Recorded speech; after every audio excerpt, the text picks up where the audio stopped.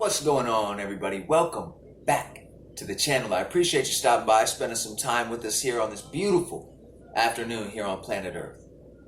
I wanted to share with you like this little coincidence, this thought that I've had on my mind for a little bit, and then I'm going to talk to you about something else, all right? So the coincidence is this. Do you think it's a coincidence that everyone is talking about this great awakening happening right now? Do you think that's a coincidence with everything that's going on the planet right now? I don't think it's a coincidence. Do you think it's a coincidence that at the time of the birth of Jesus, there was a census going on, and we're about to start this census right in the midst of this great spiritual awakening, the birth of a new consciousness on the planet? Do you think that's a coincidence? I don't know, though. That's why I'm asking you. So check this out, though. I noticed some things a few years ago about the Pope that made me kind of curious. I was like, what's the deal with this dude, the Pope? Because what I started to notice was that our U.S. presidents all go over to the Vatican and kiss the ring of the Pope and sort of like swear their allegiance to the Vatican or the Holy Roman Empire, which is real weird to me. You know, like they just put out a Netflix show that said the fall of the Roman Empire, yet one of the titles of the Pope is the King of the Holy Roman Empire. So I don't think the Roman Empire ever fell from power. They say all roads lead to Rome, and there's the Pope. Then I noticed it wasn't just U.S. presidents. It was political leaders from all over the world that were made to go and go swear allegiance to the Pope for some reason, right?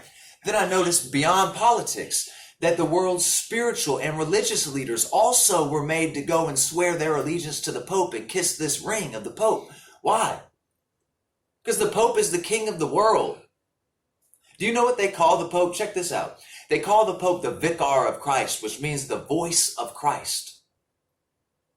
Did you know that sometimes, you funny, did you know that sometimes they say that the Pope can speak infallibly, which means he's speaking and the voice that's coming out is not his own voice, but it is the voice of God. This dude is God on earth. He has tricked the entire world into believing that he's God. They call him the Vicar of Christ, which means the voice of Christ. The Pope is the voice of Christ, the seat of all godly authority on earth until the return of Christ, which I'm telling you is happening now.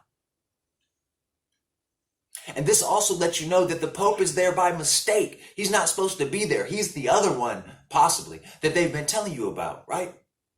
Everybody's saying, oh, the Pope, the Vicar of Christ. But Jesus himself said, listen, some people are going to say, look, there he is there. There he is there. Don't believe him. Don't go with him.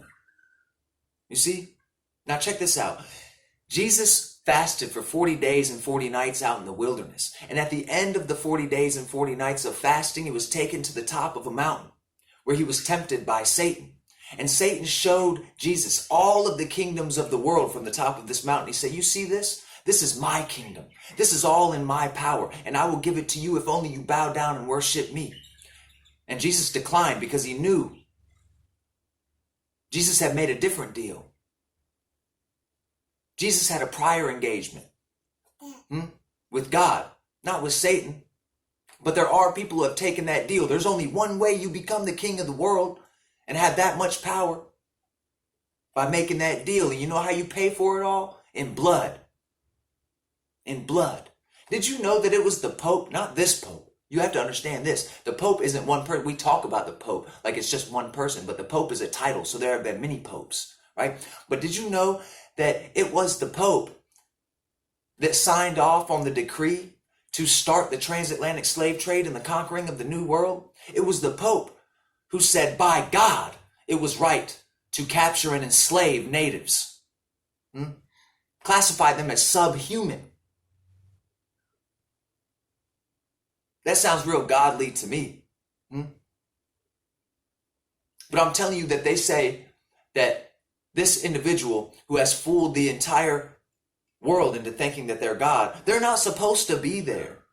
You see what I'm saying? And I don't think any of this is a coincidence. You know what I mean?